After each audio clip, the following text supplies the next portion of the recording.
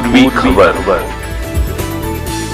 Asansol Durgapur police commissionerate के 14 rising police day के अवसर पर रानीगंज थाना अंतर्गत निमचा फाड़ी की ओर से शनिवार को फुटबॉल मैदान में एक दिवसीय फुटबॉल टूर्नामेंट और अखंड प्रतियोगिता का आयोजन किया गया।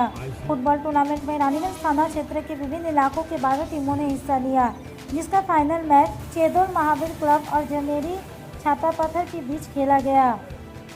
मौके पर जिला सभापति विश्वनाथ बावड़ी, आसनसोल दुर्गापुर पुलिस कमिश्नरेट के एसीपी 2 विमान मित्रा, रानीगंज थाना के प्रभारी विकास दत्ता, जमेरी ग्राम पंचायत प्रधान उमा मुखर्जी, निमचा पारी प्रभारी बुद्धदेव ज्ञान सहित अन्य पुलिस अधिकारी उपस्थित थे। पुरस्कार वितरण समारोह में बच्चों की चित्रांकन प्रतियोगिता को लेकर भी विजयी बच्चों को मेडल और प्रमाण पत्र दिया गया। इसके पश्चात अतिथियों द्वारा फुटबॉल टूर्नामेंट की विजेता टीम को ट्रॉफी प्रदान की गई। আজকের এই প্রোগ্রামে উপস্থিত ছিলেন আমাদের জেলা সভাধিপতি, কিছুক্ষণ আগে উনি চলে গেলেন আমার ব্যস্ততার কারণে। এছাড়া এখানে উপস্থিত রয়েছেন আমাদের পঞ্চায়েত মেম্বার ম্যাডাম আছেন, এলাকার বিশিষ্ট সমাজসেবী মুখার্জিবাবু আছেন, এলাকাবাসী এবং ফুটবল প্রেমী যারা খেলা দেখতে এসছেন বা খেলায় পার্টিসিপেট করতে এসছেন। এছাড়া রেফারি প্রত্যেককে আমার এডিপিসির পক্ষ থেকে আন্তরিক শুভেচ্ছা এবং অভিনন্দন জানাচ্ছি।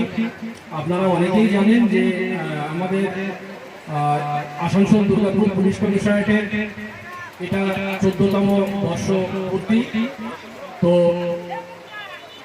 এই দিনটাকে মাথায় রেখে আমরা আমাদের কমিশনারেটের প্রত্যেকটা থানাতে বিভিন্ন ধরনের প্রোগ্রাম উদযাপিত হচ্ছে। কোথাও কোনো থানা বা আউটপোস্ট ব্লাড ডোনেশন ক্যাম্প করছে, কোথাও সেভ লাইফ, কোথাও বাচ্চাদেরকে নিয়ে একটা sit and draw competition, football tournament হচ্ছে, ক্রিকেট টুর্নামেন্ট হচ্ছে।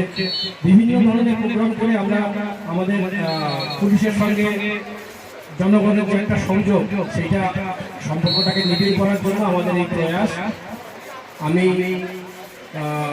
প্রত্যেকটা টিম যারা পার্টিসিপেট করছে, 12টা টিম, প্রত্যেকটা টিমকে শুভেচ্ছা বার্তা জানাচ্ছি। আপনারা খেলাটাকে খেলার মতো নেবেন এবং যারা খেলা দেখতে এসছেন তাদেরকেও অনুরোধ করবো যে একটু শৃঙ্খলাবদ্ধভাবে যেন আমরা যেমনটা শুরু করেছি সেইভাবে যেন শেষ করতে পারি। খেলাটাকে খেলার মতোই নিতে হবে। অনেক জায়গায় দেখা যায় যে আমরা কেন হারছি, ওরা কেন জিতছে, বিভিন্ন কারণে একটু অ্যাগ্রেসিভ হয়ে যায়। তো সেটা যেন না হয়, আমরা খেলাটাকে খেলার মতো নেবো। যারা জিতবে তাদের জন্য আমার শুভকামনা রইল, আর যারা এবার ফাইনালে উঠেও হয়তো জিততে পারছে না তাদের জন্য আগামী বছর বলবো তারা প্রিপারেশন নাও, নিশ্চয়ই আগামী বছর তোমাদের জয়লাভ হবে।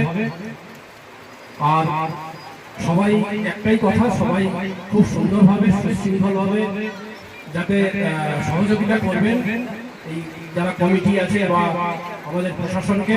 কেন কোনো একটা ঘটনা ঘটলে, যদি কোনো অপ্রীতিকর ঘটনা ঘটে, সেটা কিন্তু আমাদের কাছে খুবই একটা অসম্মানজনক ব্যাপার হয়ে যাবে।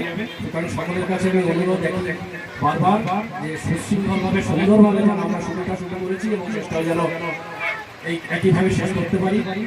এবং যেভাবে আপনারা আইসি নির্বাচনে সহযোগিতা করছেন, আমি আপনাদের সকলের কাছে অনুরোধ করবো আগামীতেও ঠিক একই রকম প্রোগ্রাম অর্গানাইজ করা হবে এবং যেন আগামীবারও ঠিক একই রকমভাবে আপনাদের সকলের সহযোগিতা পাই। আপনারা সবাই ভালো থাকুন, সুস্থ থাকুন।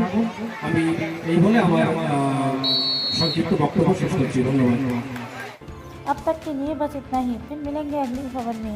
ऐसी और भी खबरों পুরো के लिए बने रहें টিম, हमारे साथ। বিশ্বনাথ দা, আমাদের আইসি স্যার, আমাদের নিমচা আইসি স্যার এবং একটা हमारे चैनल को लाइक, शेयर, सब्सक्राइब करना ना भूलें और बेल आइकन को दबाना ना भूलें और देखते रहें पूर्वी खबर।